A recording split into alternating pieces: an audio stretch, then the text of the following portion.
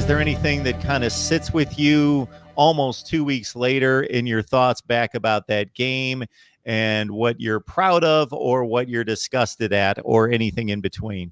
No, I mean, honestly, we've kind of talked about it all in its entirety, obviously the tackling needs to be better. And I think overall the tackling was okay, but you give up an explosive touchdown and then you blow a coverage, which is its own thing. It's not a tackling issue, but things like that. So, I mean, those things need to get better. Offensive line needs to get better.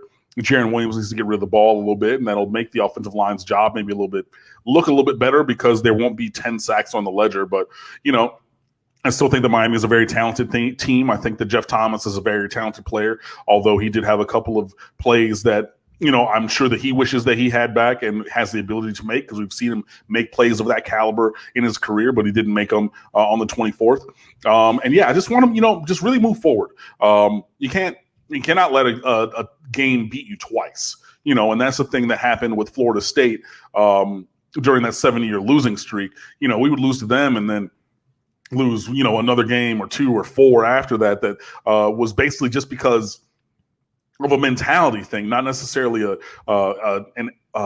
talent thing. It was effort and production wasn't to where it needs to be. But I don't want to dwell on that game. That was a game that we could have won a couple plays here and there. You could even go so far as to say one play either way. You make a tackle on that Tony touchdown, boom.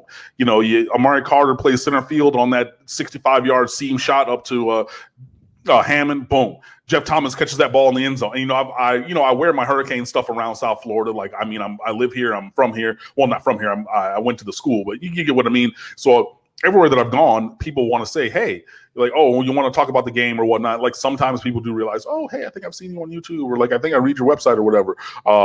But if I wear Miami stuff, invariably people want to talk about the game, and you want to talk about the refs, and you want to talk about whatever. All those things are true. Yet and still, if Jeff Thomas catches that ball in the corner of the end zone, Miami wins that game. I'm pretty sure. You go up 27-17 with 5 minutes left. Bro, like that game is pretty much over. Manny Diaz talked about it on the radio today. You go up 10 right there.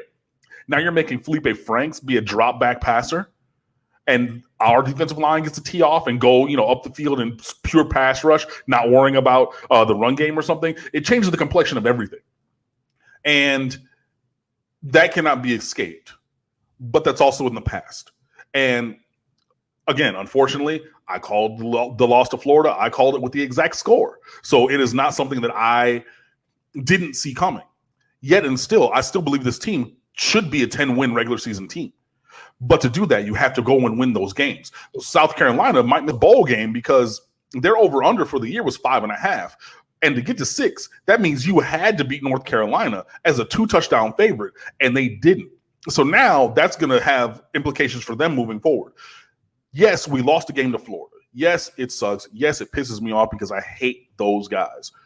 But the focus has to be on the task at hand now, not at one that got away or something like that. All we can do is play the team across from us, not be that team like South Carolina who plays down and below the level of North Carolina and lets them get a win that they shouldn't have, So could we go back through every single play with a fine-tooth comb? Yeah, we've done that already. It's time to move forward because there's more games.